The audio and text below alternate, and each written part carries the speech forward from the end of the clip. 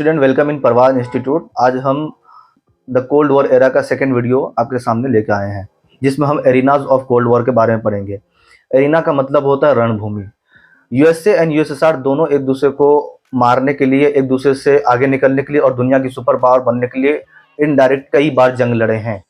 और उन्होंने इसका ठिकाना हमेशा जो है वो थर्ड वर्ल्ड कंट्रीज को ही बनाया है। वहीं उन्होंने जंग का मैदान जो है बनाया है। सबसे पहले बर्लिन के अंदर जो है वो दोनों आपस में लड़ते हुए नजर आए हैं। Berlin is the city and capital of Germany. And होता है कि दोनों जो है यूएसए एंड यूएसएसआर जो है एक दूसरे से लड़ते हुए नजर आए। बर्लिन जो है दो हिस्सों में डिवाइडेड हो गया था, एक आपका वेस्ट पार्ट और एक ईस्ट पार्ट। वेस्ट पार्ट पे जो है वो यूएसए का कब्जा था और ईस्ट पार्ट पे जो है वो यूएसएसआर का कब्जा था। 1961 में बर्लिन के अंदर एक जो है वॉल भी क्रिएट की गई थी, कंस्ट्रक्ट की गई थी, जिसको जो है बर्लिन वॉल के नाम से जाना जाता है और it was the symbol of cold war, you can say. Next हम पढ़ेंगे कोरिया। कोरिया के अंदर जो है जापान का कब्जा था, जापान की कॉलोनी थी कोरिया। लेकिन जब जापान जो है सेकेंड वर्ल्ड वॉर के बाद जब वो हार गया तो उसके बाद जो है वहां पर कोरिया जो है वो दो हिस्सों में डिवाइडेड हो गया। एक जो आपका नॉर्थ पार्ट था उस पर यूएसएसआर सपोर्ट कर रहा था और जो साउथ पार्ट था वो कैपिटलिस्ट कंट्री था और वो उस पर जो है यूएसए का सपोर्ट था। नेक्स्ट हम देखते हैं क्यूबा मिसाइल क्राइसिस। बेसिकली इस वीडियो का जो मेन मकसद था वो क्यूबा मिसाइल क्राइसिस को ही लेकर था, क्योंकि क्यूबा मिसाइल क्राइसिस आपके चैप्टर में दे रखा है। Cuba is a island country जो आपका Latin America and north America के बीच में है।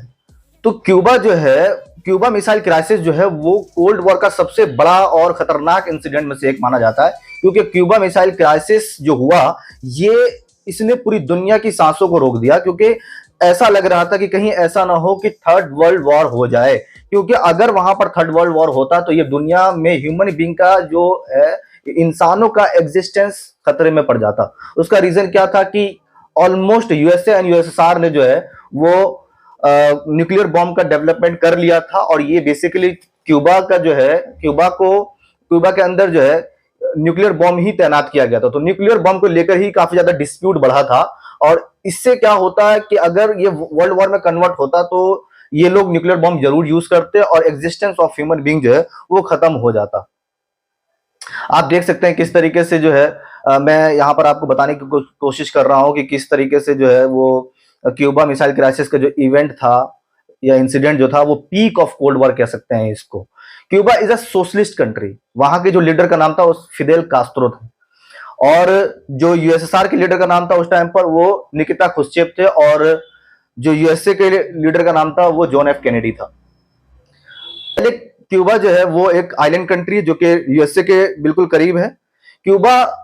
क्यूबा जो है वो यूएसएसआर के लिए बहुत ज्यादा इंपॉर्टेंट कंट्री इसलिए था क्योंकि पहले जो बैलिस्टिक मिसाइल्स की रेंज हुआ करती थी या मिसाइल्स की जो रेंज हुआ करती थी वो बहुत ज्यादा नहीं हुआ करती थी, बहुत ज्यादा दूर तक वो नहीं जा सकते थे। इसलिए जो है यूएसएसआर एक ऐसी कंट्री या एक ऐसी ढूंढ रहा था या एक ऐसा दोस्त ढूंढ रहा था जो उसके यूएसए के करीब हो ताकि वो यूएसए को अच्छे से हिट कर सके। तो यूएसएसआर ने जो है वहां पर बहुत सारी मिसाइलें तैनात कर दी।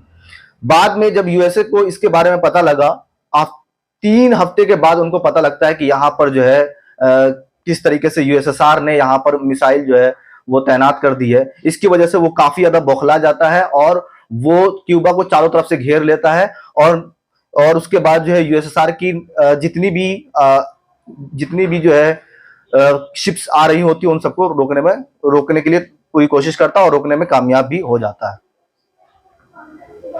इस तरीके से जो है ये बहुत ज्यादा पीक का टाइम था और दोनों ही कंट्री ने फिर उस टाइम पर समझदारी का जो है मुजाहरा किया और दोनों ही एक दूसरे को समझने की कोशिश की और किसी भी तरीके से इस इंसिडेंट को टालने में कामयाब हो गए। यहाँ पर जो है बेसिकली बैलेंस ऑफ पावर का कॉन्सेप्ट जो है आप बहुत अच्छे से देख सकते हैं, क्योंकि मैंने आपको पहले भी बताया था कि कभी भी दो कंट्री के बीच में जो लड़ाई होती है वो बैलेंस ऑफ पावर का बहुत बड़ा रोल होता है। जब बैलेंस ऑफ पावर होता है, दोनों कंट्री एक दूसरे के अगर बराबर होते हैं या ताकतवर होते हैं तो दोनों कंट्री जो है वॉर करने को अवॉइड करते हैं, क्योंकि दोनों जानते हैं कि अगर हम अटैक करेंगे तो हम भी नहीं बचेंगे। नेक्स्ट हम देखते हैं वियतनाम के अंदर जो है बेसिकली वियतनाम जो था वो फ्रेंच कॉलोनी था। बाद में जो है जापान ने उस पर अटैक किया और जापान ने उस पर कब्जा कर लिया। जापान और यूएसए का हमेशा से लड़ाई रहा है। तो जापान जापान और यूएसए का हमेशा से कॉन्फ्लिक्ट रहा है।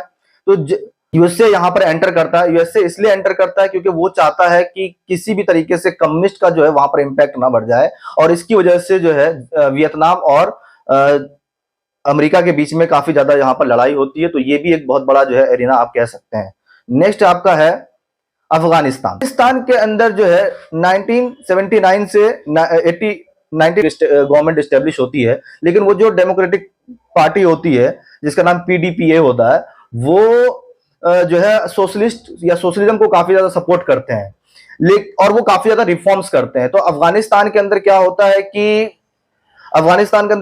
कि वहां के जो लोग होते हैं वो काफी ज्यादा ऑर्थोडॉक्स है और कंजर्वेटिव है। वो इस रिफॉर्म्स को जो है सपोर्ट नहीं करते और उनकी अपनी गवर्नमेंट के खिलाफ हो जाते हैं, और वहां की गवर्नमेंट जो है वहां के लोगों को मेंटेन करने में या फिर लॉ एंड ऑर्डर को मेंटेन करने में बहुत ज्यादा नाकाम हो जाती है। और इसकी वजह से वहां पर क्या होता है कि वो हेल्प मांगते हैं यूएसएसआर से।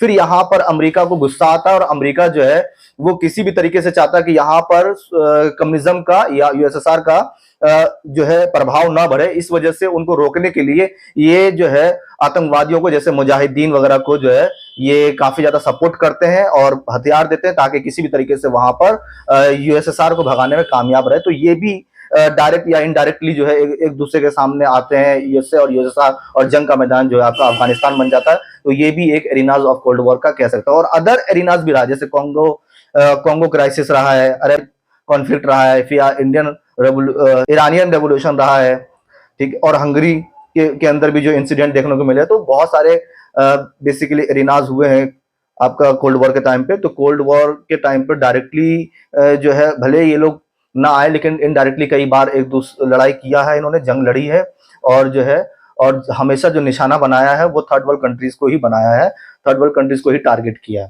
Thank you.